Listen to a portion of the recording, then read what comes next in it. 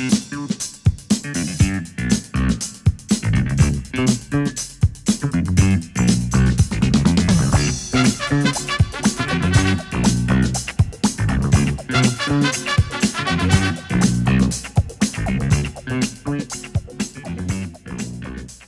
everyone, welcome back to the Best Wines Online Tasting Room. I'm Kyle Meyer, and it's going to be a pleasure for me to introduce the gentleman sitting next to me.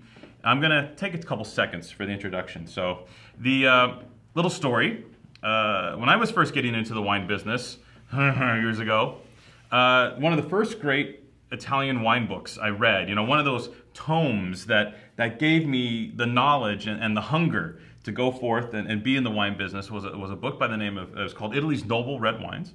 It was done by a dear departed wine journalist, Sheldon Wasserman, wrote the book and published it with his wife, I think, in the mid-'80s, right? And this book was just, this was the book. It was chock full of these new, exciting producers throughout Italy. I mean, like the gentleman sitting here next to me, as well as, these fabulous producers from Piemonte and all these things. And I read the book cover to cover several times, back and forth, and it just sponge. And this gentleman here was one of the top producers in the Tuscany section of the book, and his name is Paolo de Marchi. Paolo, it's a pleasure to be sitting next to this gentleman that I first read about in this book 20 years ago. Probably at more least. than that. More than that, right? Good Lord. Paolo, welcome. Welcome to the Best Wines Tasting Room. It is a sincere treat having you with us today. And it was really great when we got the phone call that Paolo was coming, because this person, he knows where all the skeletons are buried. He has the history of Tuscany in there since at least the mid-76. 76. Is that when you started the family estate? Yes. Right, and your father purchased it when? My father purchased it in 1955. Mm-hmm. So when I moved to Tuscany, I was already in the family since 20 years. Mm-hmm. But what has happened in these 20 years and later is amazing. And now, as things were happening, it was very difficult.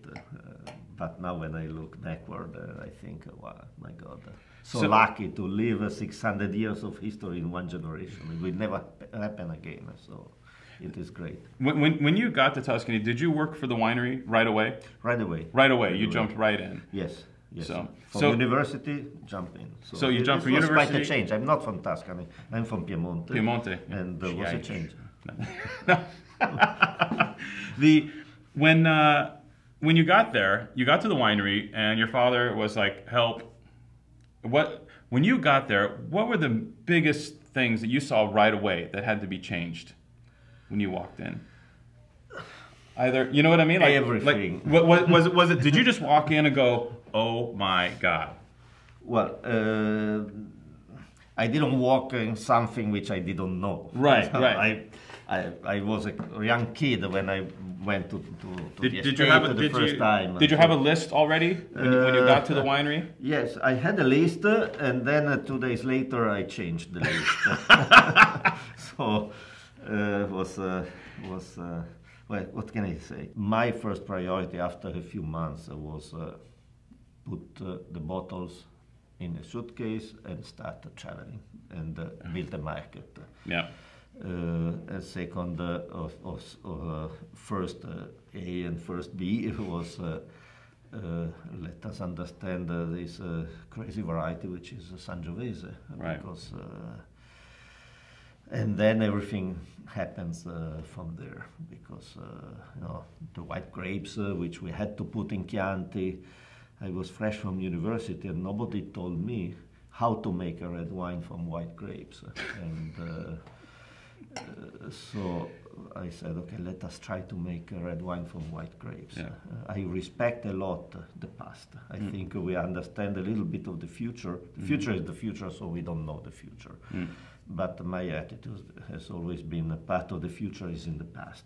Because so let us understand the past and we see what we have to do in the future.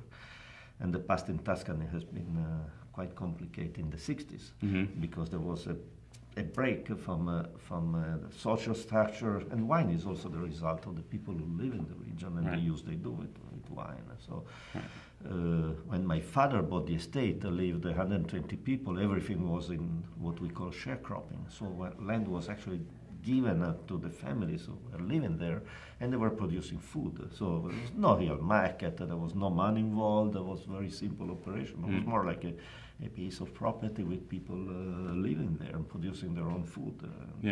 With the small production, which was for the market, was to get a little money for the small expensive costs. So you understand there's a change. And the problem in Tuscany is that the change happened too fast.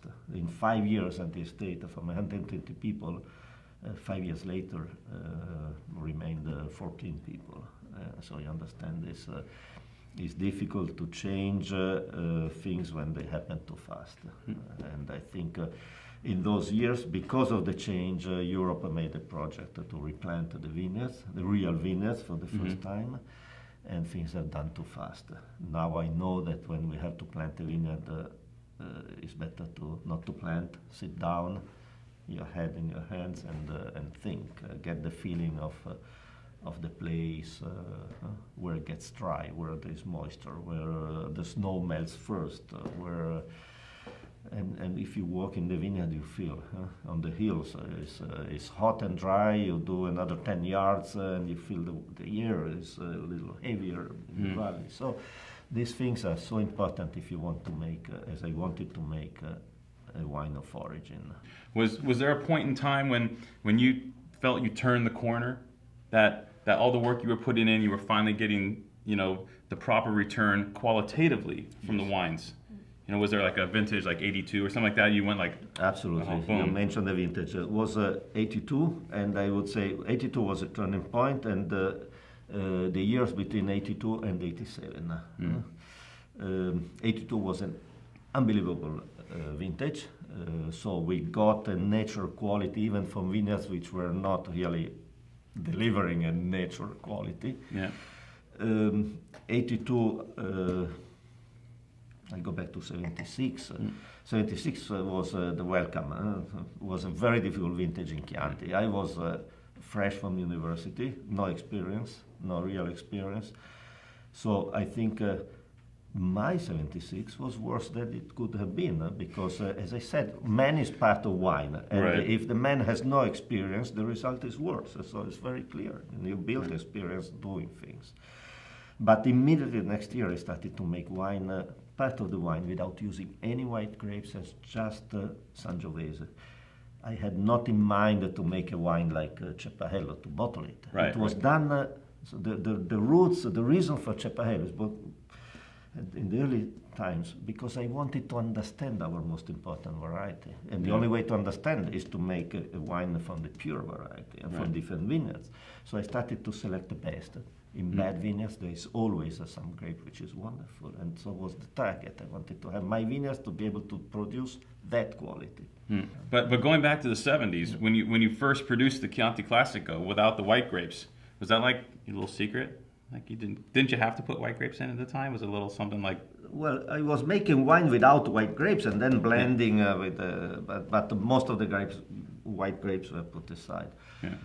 Was a secret, one of those secrets that everybody knows.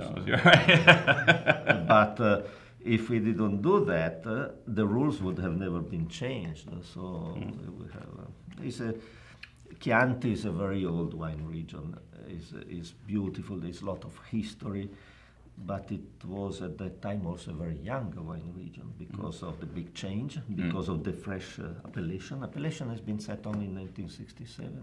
So And this is something which is so important to understand. The appellation was set in a time of big social change. So they set the rules looking backward to the wines of the sharecroppers.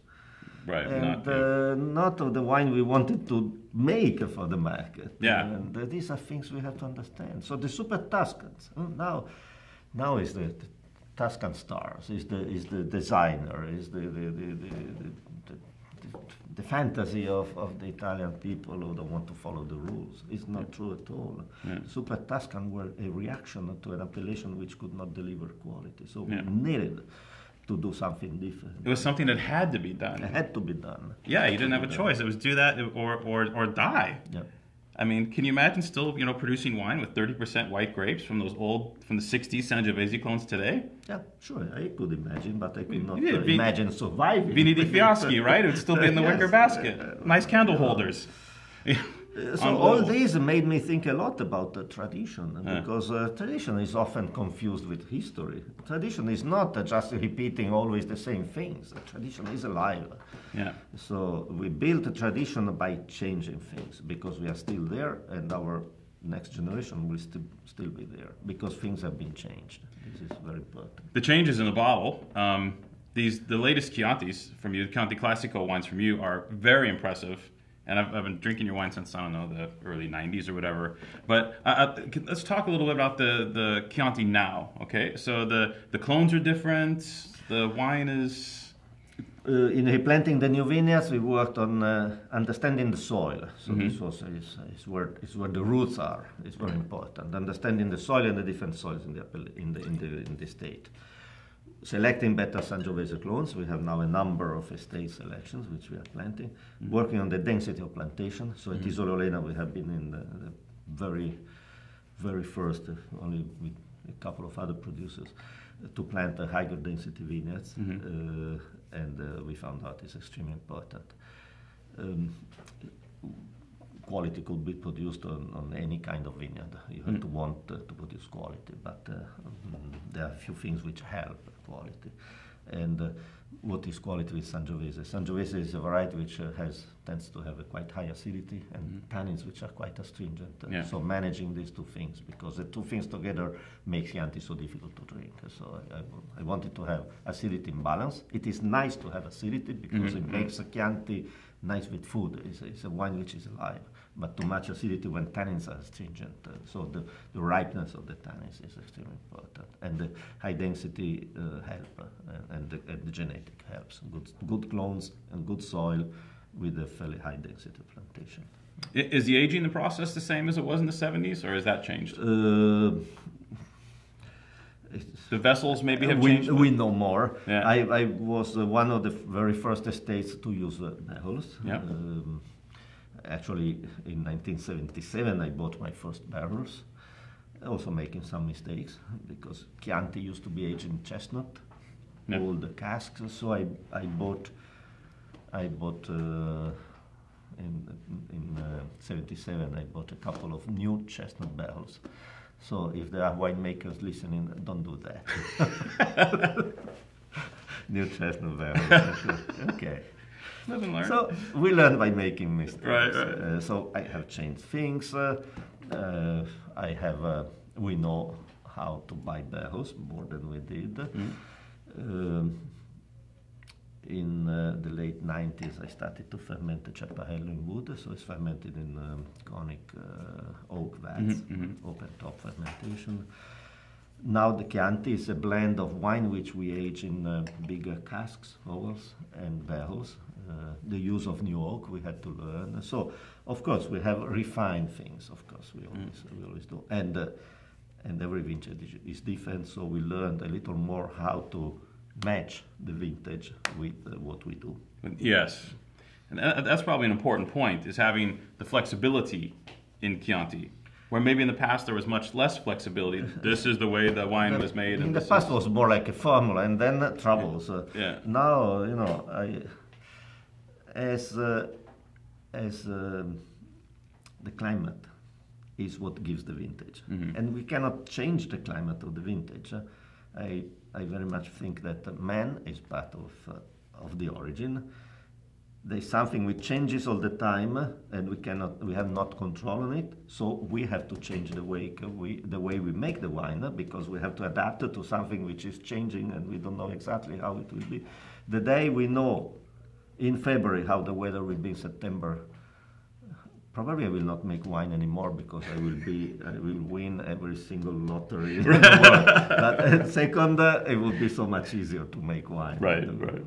Well, Paolo, it's been fun growing with you over the last, well, for me, 20 years. For you, a little bit longer, not too much. The wines are better than they've ever been. The wines are really fantastic. And what a sincere pleasure having you come in and talk Chianti, talk Isole Olena with us today. What a treat. Thank you so much. Thank you for the comment on the wines. I really hope things will still get better and better. If you have anybody, we are open to the visits. And I think the wine of origin is made when the people who drink it get the curiosity to go and see where it comes from. That is what I call the circle of the origin. Work for the expression and getting the users to come to see the place. Well, if I have to go, I will. But, you know, I won't be too happy about it. Cheers. Cheers. Thank you.